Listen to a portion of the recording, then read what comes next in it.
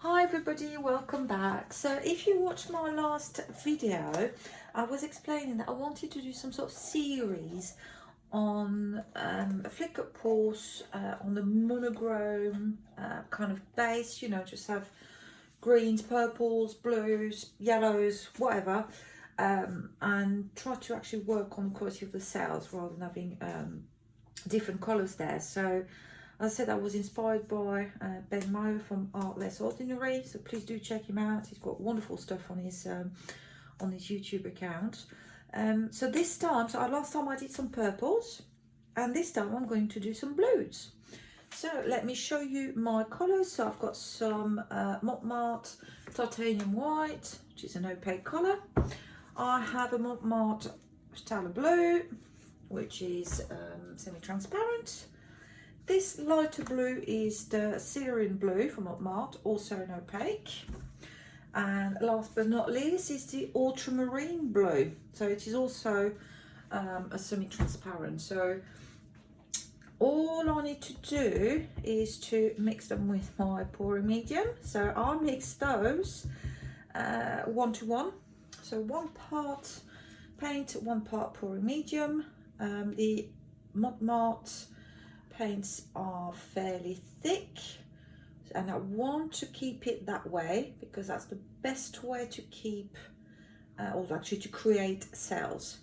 So in each cup I've got 100 grams of paint and 100 grams of pouring medium, and my pouring medium as always is PVA glue and water, 70-30, so 70% glue, 30% water. I have actually bought a couple of ready-made pouring mediums. One of them is the Pebeo one, so I use quite a lot of Pebeo paints, but I've never used a pouring medium, so I think one of my next videos will be to experiment and not use my standard PVA glue water pouring medium, but use the Pebeo one and see basically what the difference is. Because I use PVA because I get good results. I'm happy with it. I know now how it reacts with the various brands of paint that I have and I use. It's cheap as well, because that's important, but who knows? Well, we'll see. So I have 3 cups. This is a 30 by 40 centimeters canvas, so it's 12 by 16 inches. So I will need to put silicone oil in there. This is treadmill silicone that I bought online, nothing fancy. I just look for treadmill silicone on Google, end up on Amazon, I believe. I mean, other sites are available. It was like £5 or £6, which is maybe about $8-10 in your money. If you're watching overseas, I am in England, so obviously I'm in pounds. But nothing major. I've had this bottle for about a year now, so and I use it most days, but because you only use 2, 3 or 4 drops, it's really economical. So I put 4 drops in each cup. I don't want to put too much. With silicone, less is best. So 4 drops in each. I'm stirring quite well. Do not want any blob of silicone popping its nose at me once I've finished stretching the paint on my canvas, because then it's just a bit of a pain to remove it, before you can varnish it. If you use silicone in your paintings and you varnish them after, whether it's with a spray varnish, a paintbrush, or even resin, you need to clean your canvas. So use makeup removal face wipes or even baby wipes and give it a good overall clean to remove any trace of oil. That's a tip for you. So let's start layering. So let me just move the paint next to me so I can see what I am doing as always. Okay, so let's do this. Let's start with the white. So I did not put any oh, there's some blue in there. I must have stuck my finger in there, never mind. I do not put any silicone oil in the white the only time I ever do it actually is when I do a swipe, and I'm not very good at swipes, but when you do a swipe pour, you either need to put your silicone oil in all the colours, and then the swiping colours doesn't have any or none in the colours, and you put your oil in the swiping colour, but that's for another video. So phthalo blue's down there, so now let's put that lovely Syrian blue. So a nice thick layer. I'm going to try to do 3 layers. I think I did 4 layers with the purples. I mean, it worked okay, but maybe my layers were a bit thin. I don't know. Maybe I just prepared too much paint. Need about 700 grams of mixed paint for that size canvas. So obviously 4 times 200, that's 800, so I've got plenty. So I'm not going to repeat what I said in my previous video when I did the purple one, because I explained to you in great detail what you need that amount of paint so that you can be guaranteed to get sales. And you know, you need to be able to stretch your canvas, not your canvas, sorry, the paint on your canvas makes more sense. So you know, please do have a look at the purple one, and then you'll understand. So hopefully I'm gonna get lovely rings of different colors around my cells. Okay, so let's finish that white. So that's my 3rd layer. If there are any colors that you would like me to try and experiment with, by all means do put down a comment, and I will do my very best. I think I've got every single color under the sun, a lot of brands, you know, quite a lot, and I do not mind experimenting at all. So let me know if it says, Ludivine, please try to do this or that, you know, please do a swipe with metallics, or please do whatever, just send me a message and I will do my very best and I will try for you. Okay, so that's the leftovers of the Syrian blue. Got a bit of the dark blue left, but I think I was a bit trigger happy with the Cora Medium. I think instead of 100 grams, I put 120. That's what it was, definitely fuller than the other bottle, cup, sorry. So I've just got to leave it. So I'm going to leave that, and I'm going to use it for another pour. So let's have a look at this one. So quite a lot of paint yet again. There we go. So last layer, last cup. Let's scrape this. So I've got some tissue paper ready to clean my hands. I have the tweezers ready in case something was not mixed properly, or you know, so I can pick something out of it. I've got my torch, got gloves on. I think I'm ready to flip and drag and create something lovely. So let's get rid of these cups. Quick wipe off my gloves. I probably got the previous video when I dropped the canvas, and that was a close call. So let's flip this. 1, 2, 3. And basically, I'm just going to need to wait a minute or so for the paint to fall all the way down. Just need to listen. If you're using plastic cups like I do, you can hear if it's getting hollow or not. So yeah, I think these colours will work nicely together. Look, nice effects. Everybody likes blues anyway, don't they? So what colour should I do next? I did purple. I'm doing blue. I may go, I don't know, greens and yellows, unless I go into autumnal colours and do some browns and golds and dark yellows, kind of. And we'll see. May have to do them all. Like colours I wouldn't use together, like I wouldn't use red and green together because not even at Christmas. I don't think it would work, but yeah, I need to have a think what kind of complementary colours I can use for this series.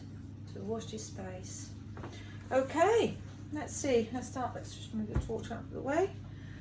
Let's start flipping these babies.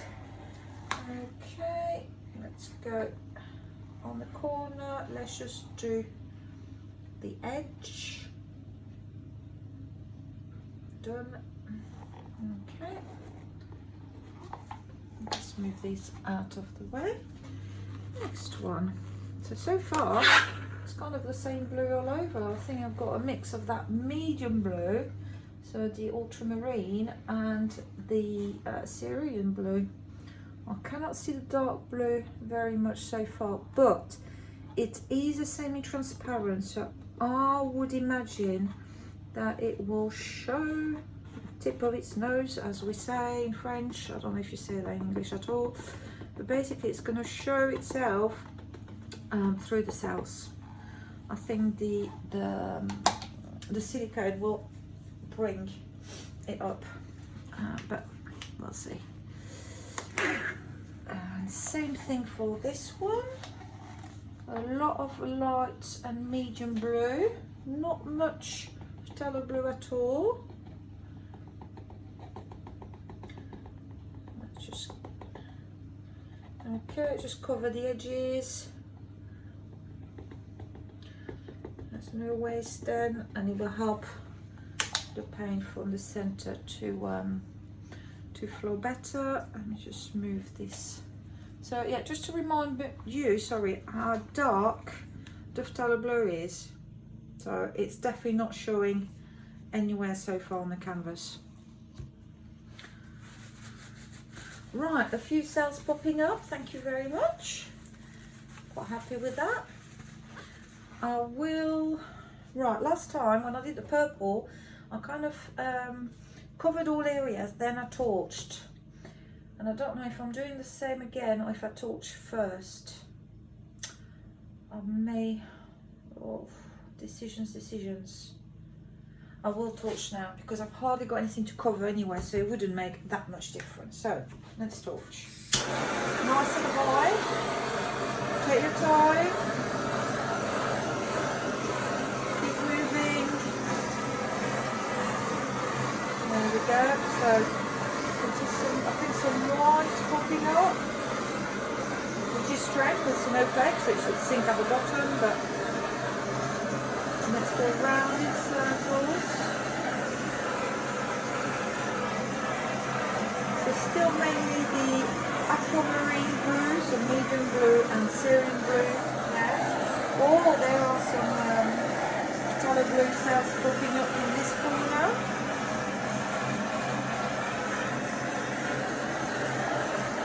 So it's just a game of patience now.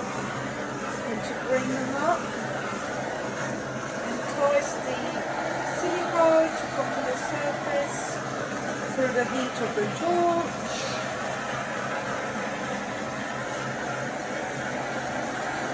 And it's taking a long time, but it's because I'm quite high up. If I was closer to the paint, I will get loads and loads and loads of cells popping up, but I don't want to do that.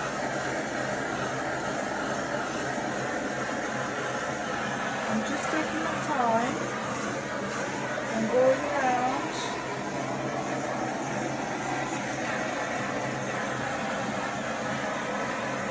So look, the silicone is bringing some colours up. So on my left, so next to you, it's mainly the white. On the right, it's mainly the phthalo blue. In the middle, mix of both and some lighter blue. Right, I'm going to stop for now because because I will overheat the paint because I've been going on for about 2 minutes. So, but look, that's it. They are coming up now. So let's just wait for them to react, see exactly what's happening where, and then we'll cover the small gaps in the canvas. By moving the paint, we will increase or enlarge the cells. So see, it's all about patience. It's a waiting game. It is always a waiting game. So obviously I do need to tip the paint from my edges. I don't want these stripies there, you know. I think I do have quite a lot of cells that I could fairly equal size, so I'll be able, if I stretch everything regularly, they should all grow up to be the same size. So let's try this.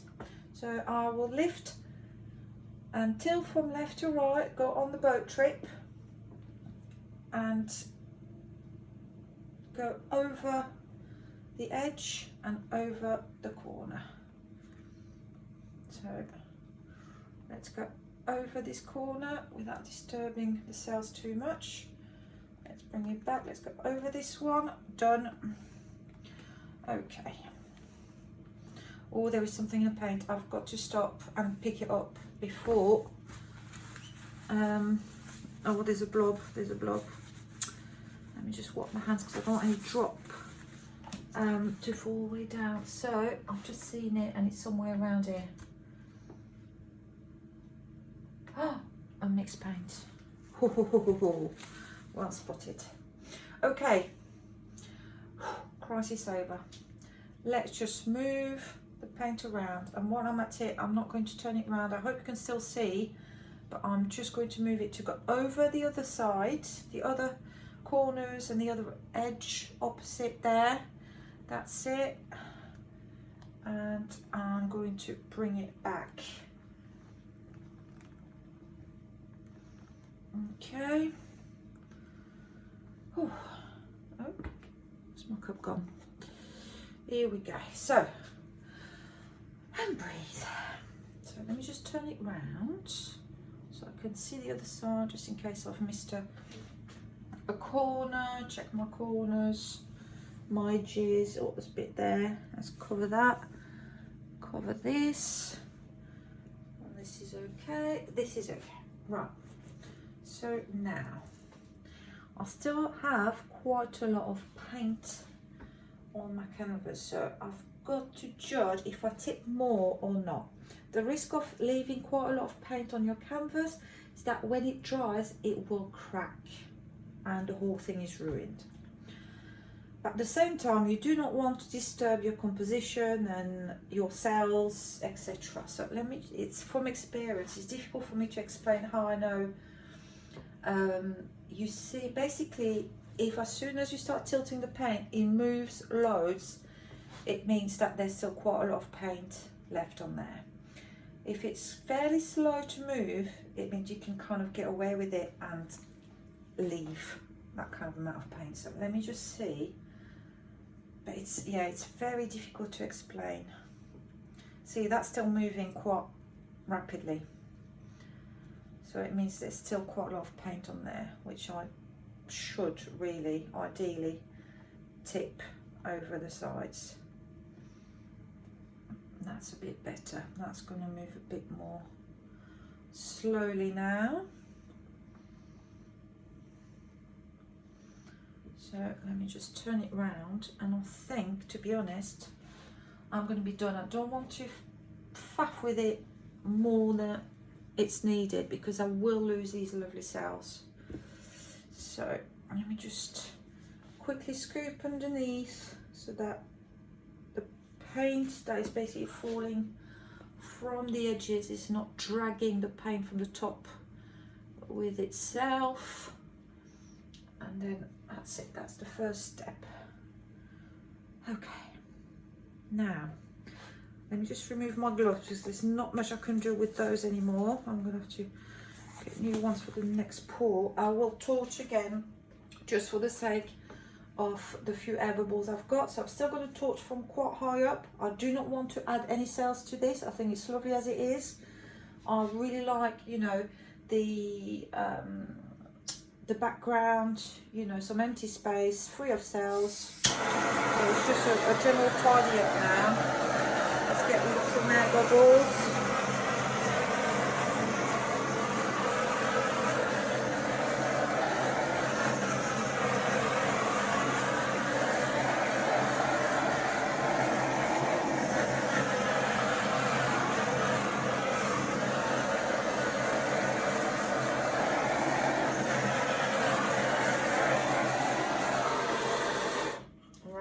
That's it. We are done.